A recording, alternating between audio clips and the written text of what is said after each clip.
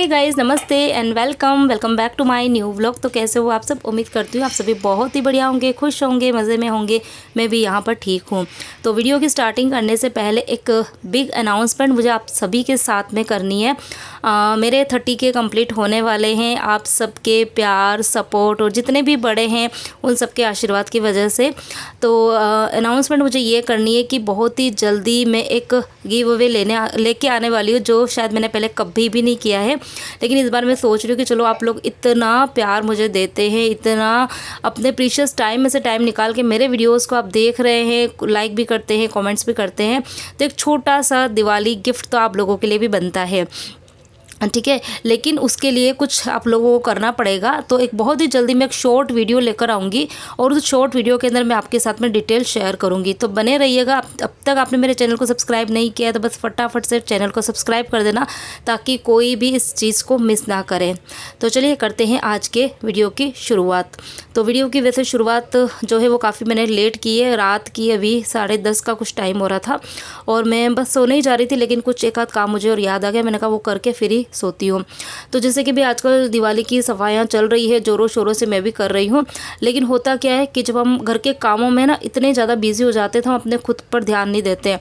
लेकिन त्यौहार का मतलब ये नहीं होता है कि सिर्फ अपने घर को सजाना, संवारना, चमकाना, घर के साथ में हमें अपना भी ध्यान रखना बहुत ज़्यादा ज़रूरी है। तो बहुत सारा पानी पियो। आप काम करते करते बीच में ना अपने आप को मतलब हाइड्रेट रखो, पानी पियो अच्छे से कम 3 लीटर पानी आपको पीना। आप सिंपल पानी नहीं पी सकते हो तो आप रात को ना जीरा वगैरह डाल के वो भिगो के पियो, मेथी दाना भिगो के वो पी सकते हो, कभी नींबू पानी पी सकते हो।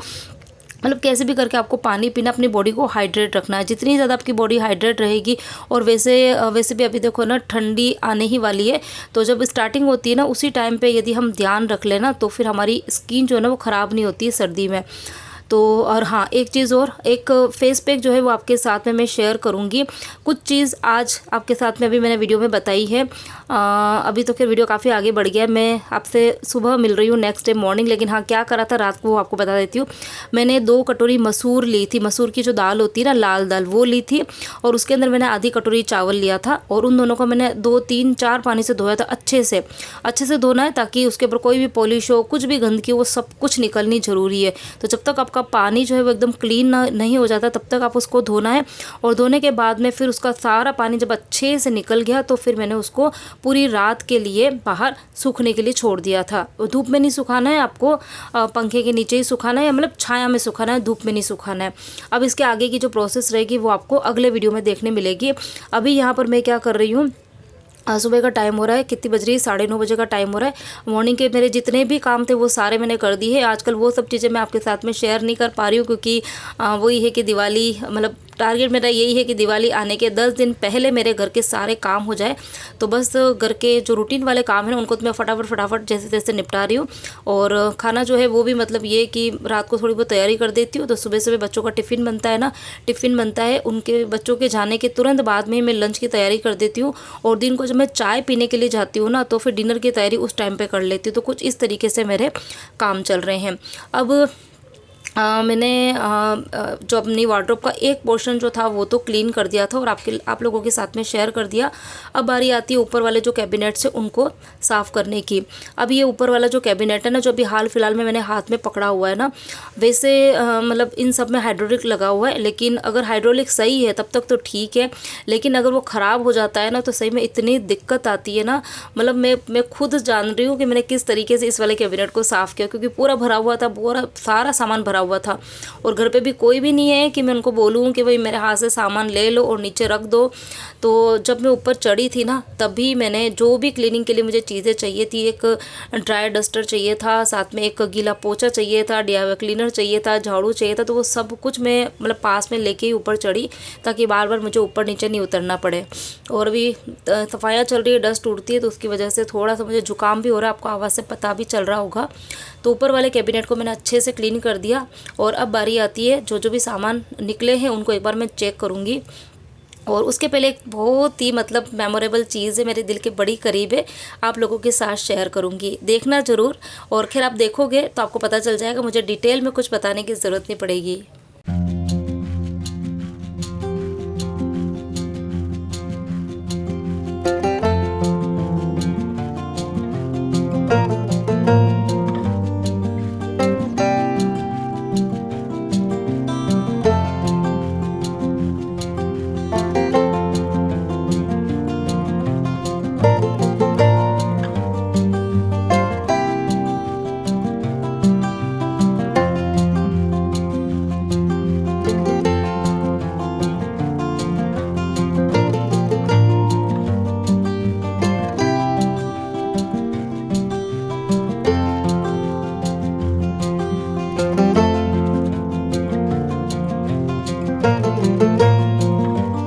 जी 14 फेब 2010 का ये कार्ड है और ये ग्रीटिंग कार्ड मुझे दिया था मेरे हस्बैंड ने मुझे।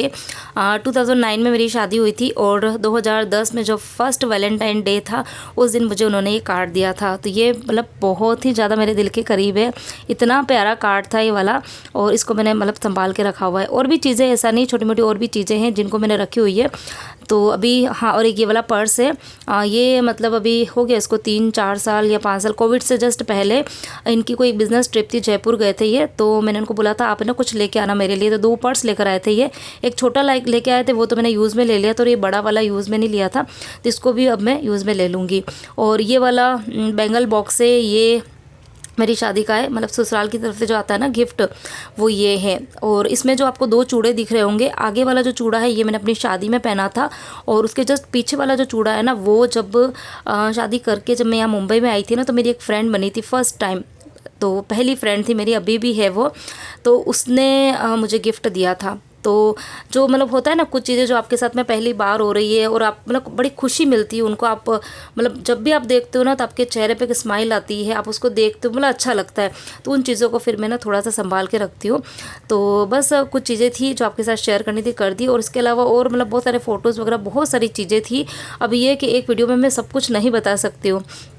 तो वो वाला कैबिनेट मैंने पूरा जमा दिया। उसके बाद में दूसरा वाला जो कैबिनेट है उसके अंदर भी बहुत सारे सामान थे, तो बस फटाफट से इसी तरीके से क्लीनिंग रहेगी। सबसे पहले ऊपर जितना भी मतलब जाले वगैरह आ रहे हैं, और जो सीलिंग है, सीलिंग के यहाँ पर डिजाइन बनी हुई है ना, तो उनके अंदर बहुत डस्ट जो थी ना जमी हुई थी, बहुत ही ज़्यादा। तो वैसे तो मतलब मैं ना जब मंथली क्लीनिंग करती हूँ या वीकली जब साफ़ सफाई चलती है घर की, तो वैसे नीचे से ही खड़े होकर करती हूँ, लेकिन इतना अच्छे से ना हाथ जा नहीं पाता है।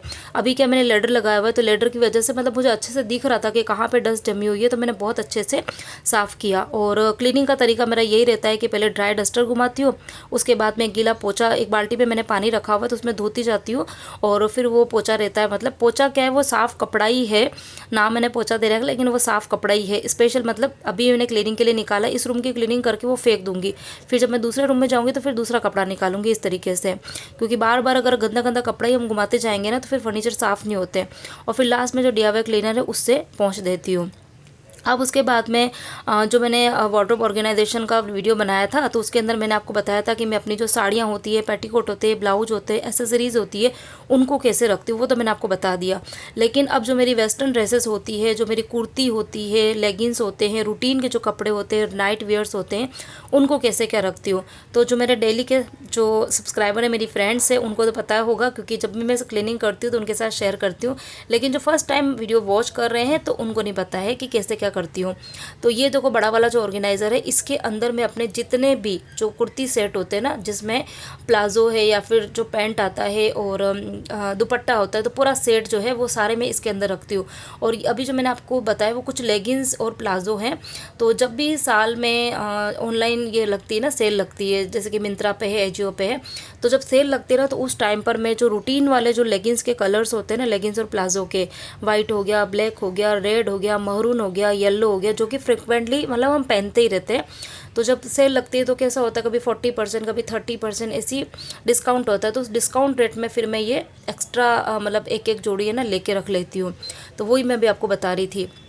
तो वैसे तो ये कपड़े मतलब सब जमे हुए थे, खाली मुझे देखना था, क्योंकि रूटीन में अभी कुछ एक आध जोड़ी जो मेरे कपड़े हैं ना वो ख़राब हो गए, तो मैं सोच रही हूँ कि उसको मैं डिस्कार्ड करके इनमें से मैं कुछ निकाल देती हूँ। तो एक आध मैंने निकाले हैं, बाकी उनको फिर से एज इट इज़ जमा दूँगी।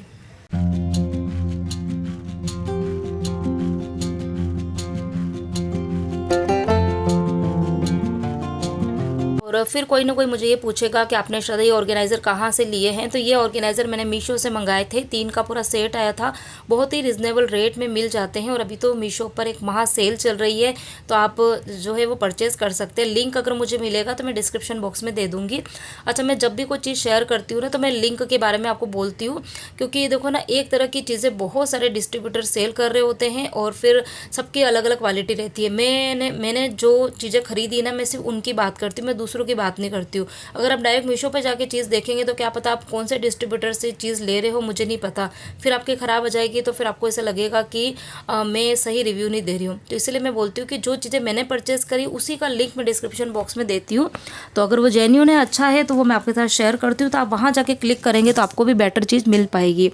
अब बारी आती है कि जो कुछ एक्स्ट्रा टॉवेल्स होते हैं, नैपकिन होते हैं, उनको कैसे क्या करके रखती हूँ। तो उसके लिए भी मैंने ये ऑर्गेनाइज़र लिया हुआ है, इसी के अंदर रखती हूँ। तो अभी रूटीन के अंदर जो नैपकिन वगैरह यूज़ में ले रहे हैं और मेरा टॉवेल जो है वो ख़राब हो गया है, तो मैं सोच रही हूँ कि मेरे लिए मैं नया वाला निकाल देती हूँ।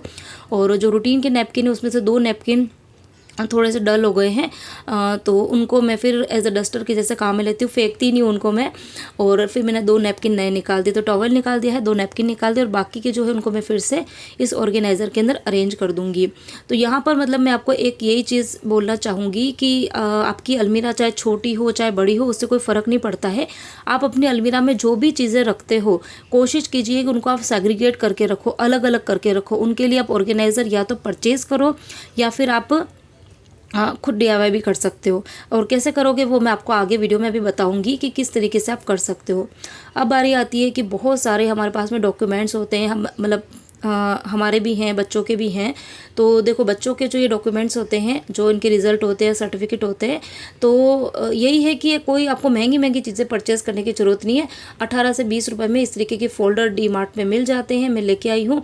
और दोनों मतलब अलग अलग दोनों के सर्टिफिकेट जो है वो मैंने अलग अलग रखे हुए हैं और उसके ऊपर मैंने नाम लिख दिया ताकि ना मिक्स ना हो। और उसके बाद में हम दोनों के भी, मतलब मेरे और जैन साहब, हम दोनों के भी सर्टिफिकेट्स है। तो ये देखो, ये वाला फ़ोल्डर है, ये काफ़ी साल पुराना है, मतलब मेरे मम्मी की यहाँ पे जब मैं थी ना तो इसी के अंदर रखते थे। तो मैं एज इट इज़ ये वाला फ़ोल्डर उठा के लेके आ गई थी। तो इसके अंदर मेरे सारे डॉक्यूमेंट्स पड़े हुए हैं। और इसी बीच में मुझे मेरा एक डॉक्यूमेंट मिला। तो ये आप लोग को मतलब मुझे पूछते हैं ना, जो नए लोग होते हैं ना, पूछते हैं कि आपने कहाँ तक स्टडी की हुई है। तो ये है मेरी study, Rajasthan nursing council registered nurse and midwife. हाँ जी, पूरे 4 ईयर का मैंने रजिस्टर्ड नर्स का कोर्स किया हुआ है। और शादी से पहले जॉब भी करती थी, लेकिन शादी के बाद में यही है कि ट्विंस हो गए और फिर यहाँ पर न्यूक्लियर फैमिली में रहते हैं तो पॉसिबल नहीं हो पाता है, तो अभी स्किप किया हुआ है। तो ये मेरा सर्टिफिकेट है। जब भी देखते तो बड़ी खुशी मिलती है कि बहुत मेहनत करके पढ़ाई करी, बहुत ही ज़्यादा। और हाँ, मुझे ये भी पूछते हैं कि किसी ने, मतलब ज़्यादा तो नहीं आते, एक आध क्वेश्चन कभी कभी आते हैं, तो उनको खैर मैं पर्सनली जवाब दे देती हूँ कि आपने जो पढ़ाई की है ना, कौन से सब्जेक्ट में की है। तो मेरा साइंस सब्जेक्ट था, साइंस में मैंने किया हुआ है। और मुझे साइंस जो है वो शुरू से पसंद है, शुरू से बहुत ही अच्छा लगता है साइंस। मैथ्स में मुझे इतना ज़्यादा इंटरेस्ट नहीं था, बट हाँ, मुझे साइंस पढ़ना बहुत ज़्यादा अच्छा लगता था। और अभी भी अगर मैं बच्चों को पढ़ाती हूँ ना, तो साइंस में इतना इंटरेस्ट से पढ़ाती हूँ। मैथ्स ठीक ठाक लगता है, लेकिन हाँ, साइंस मुझे बहुत पसंद है। अब उसके बाद में ये देखो, लैपटॉप का जो बैग है ना, ये अभी जैन साहब को लास्ट दिवाली पर इनके कहीं से गिफ्ट आया था। तो ये मेरे पास में एक और लैपटॉप बैग पड़ा है, तो लैपटॉप मैंने उसके अंदर रखा हुआ, तो ये वाला ऐसे ही पड़ा हुआ था। तो कुछ डॉक्यूमेंट मैंने इसके अंदर रख दिए। ये हमारी शादी की DVD है और साथ में ये हार्ड डिस्क है। तो जो DVD है वो अब काफ़ी टाइम हो गया ना, 13-14 साल हो गए, तो अब ये ना चिपकती है बीच बीच में। तो फिर देखेंगे कभी ये हार्ड डिस्क है ना, तो उससे हम फिर से नई बनवा सकते हैं। तो कभी बनवाएंगे तो फिर मैं आपके साथ में शेयर करूँगी। तो इस लैपटॉप के बैग के अंदर मैंने बहुत सारे डॉक्यूमेंट्स होते हैं घर के अंदर, मतलब कुछ बिल वगैरह होते हैं, किसके गारंटी कार्ड, वारंटी कार्ड होते हैं, आधार कार्ड्स वगैरह होते हैं, बहुत सारी छोटी मोटी चीज़ें होती है। और जब हमको चाहिए होती है ना, तो वो चीज़ें मिलती नहीं है। तो इसीलिए इन सभी चीज़ों को मैंने सोचा कि एक जगह पे रख दे, मतलब सबको मैंने एक अलग अलग कैरी बैग्स में डाल के और फिर इसको मैंने लैपटॉप के बैग में रख दिया, ताकि चीज़ें मिक्स भी नहीं होगी। और जब कभी किसी चीज़ की ज़रूरत रहेगी तो मेरे दिमाग में रहेगा कि ये चीज़ मैंने इस बैग के अंदर रखी हुई है। क्योंकि हम, पता है, मतलब बाकी का तो मुझे पता नहीं, मेरी तो ऐसा है कि किसी चीज़ को मैं मतलब अच्छे से वो रखती हूँ ना, कहते हैं ना, सही ढंग से रखना है कि समय पे याद आ जाए।